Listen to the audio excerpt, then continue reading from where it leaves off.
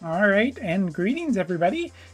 Welcome to a Wotv video. Today we are going to be talking about the news for global and what it means for your weekend. Because Resnick has only just recently come out on JP, but I'm glad to see that she is coming out before summer is ending, even like in the height of summer, some would say, as it is quite hot a lot of different places. So yeah, I've done a couple of videos.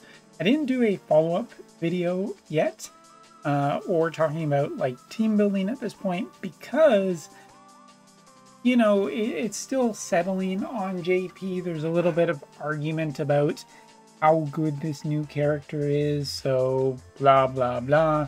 I kind of wanted to give it a little more time to see how things were settling, and they're settling very, very positively for this character. Summer Resnick is considered to be, by pretty much most accounts on JP, a absolutely top tier character in the similar vein to the last couple of years of summer units. I personally didn't like the first couple of years of summer units, but they seem more interested in making generally strong teams now, or like specifically strong summer units, to really tempt people to spend a ton of their resources before we get into, you know, the late August, September collaboration, as well as, you know, getting towards that anniversary period.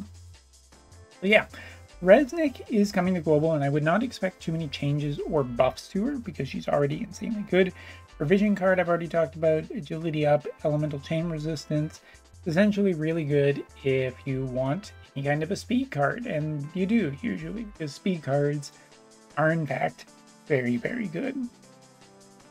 Yeah, I mean, like, looking at Resnick is potentially really interesting for a bunch of reasons. He's rated very, very highly on JP, even with all the incredible characters that have come out recently. For instance, I think that she is better than Fina at this point in time.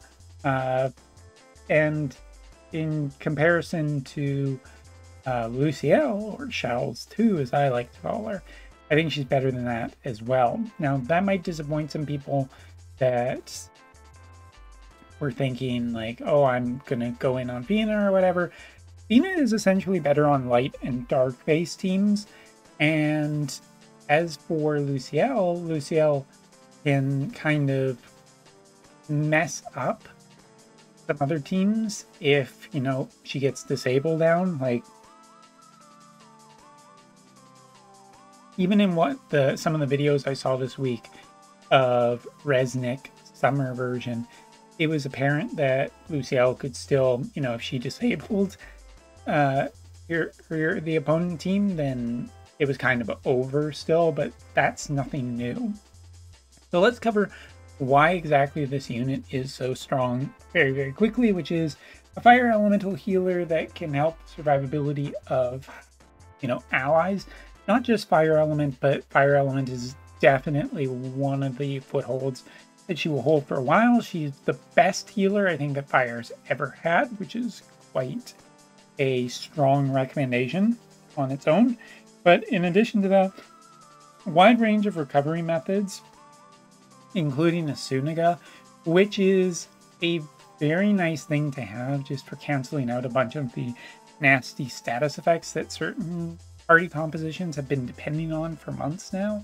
Granting magical barrier, increasing debuff resistance, granting allies range resistance, curse, frostbite, and darkness is probably the biggest thing. The fact that she has an aura that is very exclusive to her, that effectively just provides a protection against curse and frostbite, two of the biggest status effects in the game, is basically the thing that has linchpinned her kit from being a really, really solid unit to an absolutely great unit, especially in today's game. Also, grants a range of effects, making it easy to benefit from. such as granting allies protection from follow-up attacks and barrier seal, which is very good because, you know, your opponent can't destroy barriers. That's very, very strong. And if you're getting rid of follow-up attacks, that's a major source of damage. So here's what Shreken is really designed to do, because on her own, I wouldn't say that she makes teams immortal. Teams can still lose to other comps, even with her. She is not a, like, how do I say that? She's not game-breakingly good. She's just insanely good with what is currently popular right now and what a lot of people have invested in. But the thing that she is specifically insane for, that has made her so popular on JP, is dealing with Shreken as well as Gilgamesh. Both of those two characters have basically been unchecked for a while. Gilgamesh and his Frostbite is very strong. He still is very strong in general. But a fire healer like this that is promoting more fire units and getting rid of follow-up attacks and Frostbite means that Gilgamesh is on the whole weaker. As for Shreken, Shreken has been absolutely meta dominant on JP. She has been the unit that has been the biggest headache for me for the last however long that character has been out now. I am really, really tired of seeing that character. She's in every comp, she's everywhere, and on global, she's not out yet. So, Resnick is kind of a character that is coming out in a better spot for global, because you will essentially reduce the annoyance of Shreken, which is good. You don't really want that. However, the always annoying thing with talking about this lately is that every new character that comes out is just piled on with already strong characters. For instance, just having this character with Sephiroth and Shreken, or Shreken and Gilgamesh, is just better than the opposing team, because you can still status effect, you can still follow-up attack, but your opponent can't. So that essentially makes this character really, really annoying to be around and play against, because she effectively shuts down quite a few characters that people have been investing on for the last few months.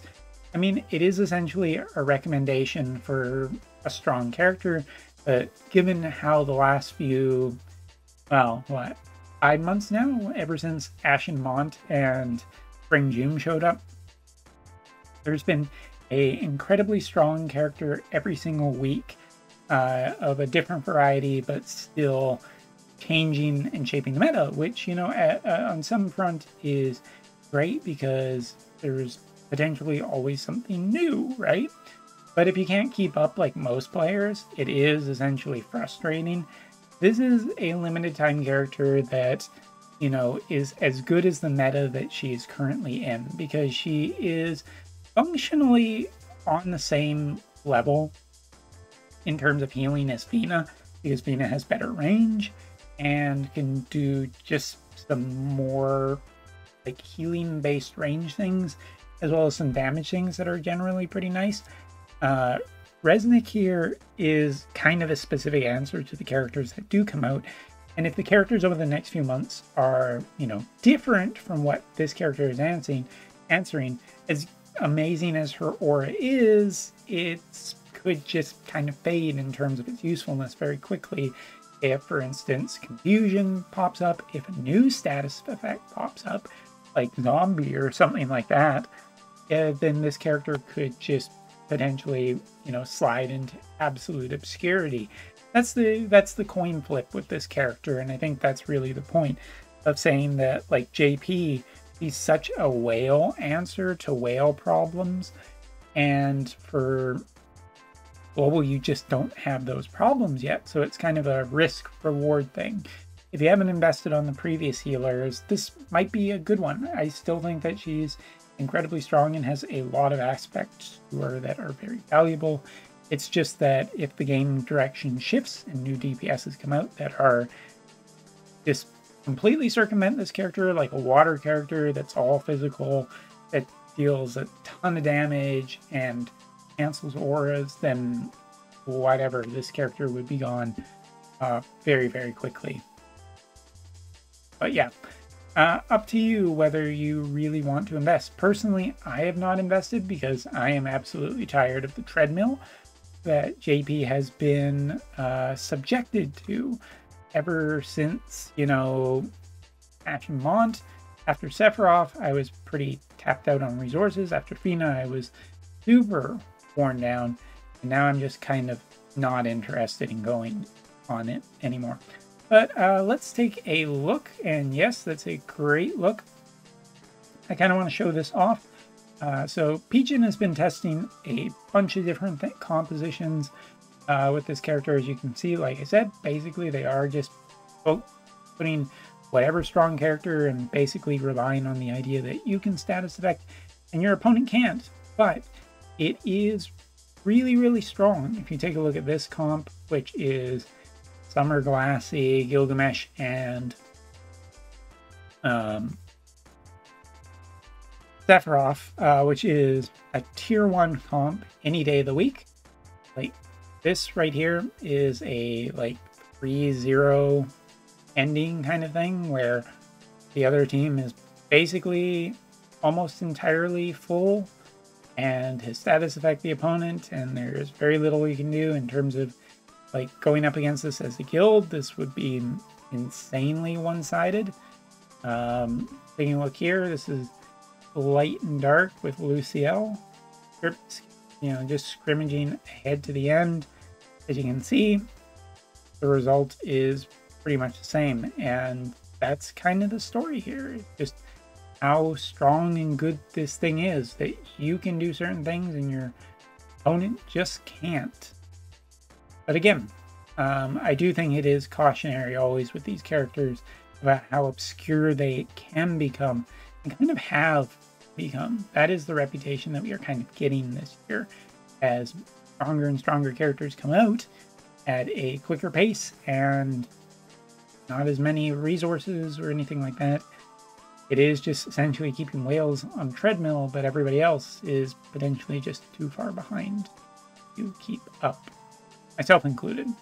So yeah, that's basically all I wanted to say here. Is just, if you are super curious about this, again, just going all the way back. This is a team also, I should say, that kind of scored a little bit high in JP Arena. And yeah, JP Arena, that's a lot of refreshing. But it does go to show just how strong compositions are with Resonant currently.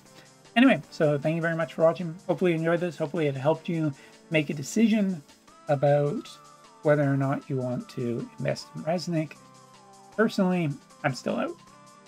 Thanks for watching. See you later.